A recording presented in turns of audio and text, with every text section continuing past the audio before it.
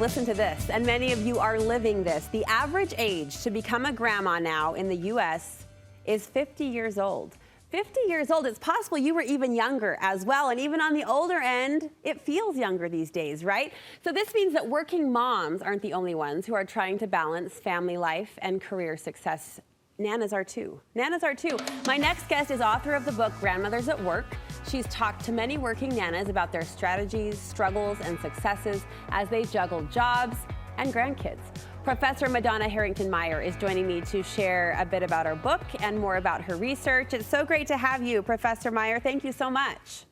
Thank you. Thank you for inviting me. So your book, Grandmothers at Work, came out in 2014. And at the time, you said that employment among middle-aged women was at an all-time high. I'm curious to know if that still is the case.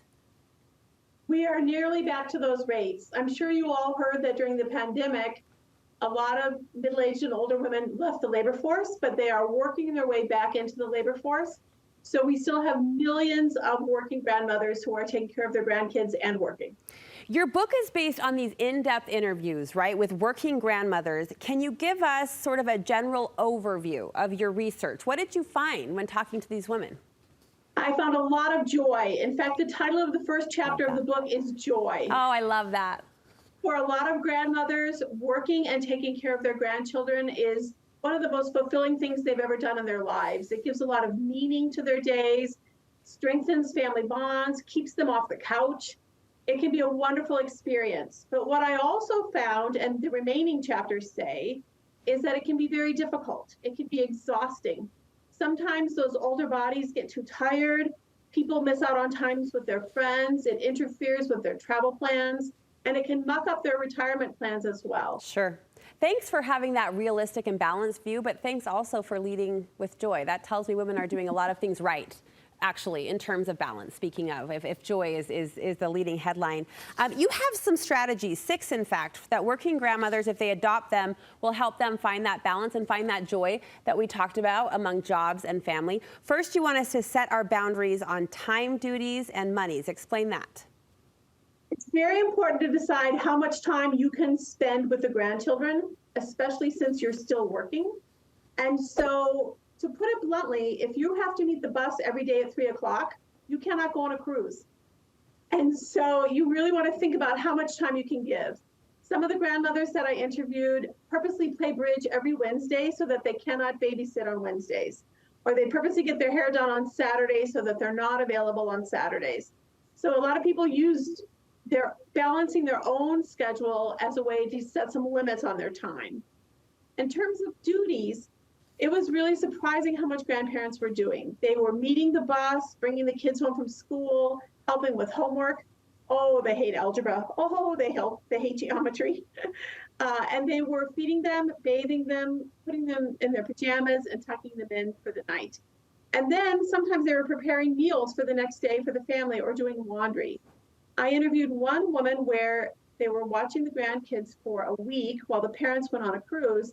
And while they were gone, they were going to steam clean all the rugs in the house. So think carefully about what kind of duties you really want to have before you commit more than you can really do. Yeah. And finances were really, in my mind, one of the most heartbreaking parts of the stories. A lot of grandmothers are paying for far too much. Some were paying for diapers and formula. Some were paying for tennis camps and saxophone lessons. Some were paying for UGG boots and scientific calculators. And sometimes they were spending their own old age nest egg and going into debt. So they could never retire. One woman told me, I will never retire. I will die at this desk. Because she had built up so much new debt. Yeah. Helping take care of her grandchildren. So there are some cautionary lessons and, as you've said, boundaries to consider and thoughtfully put in place.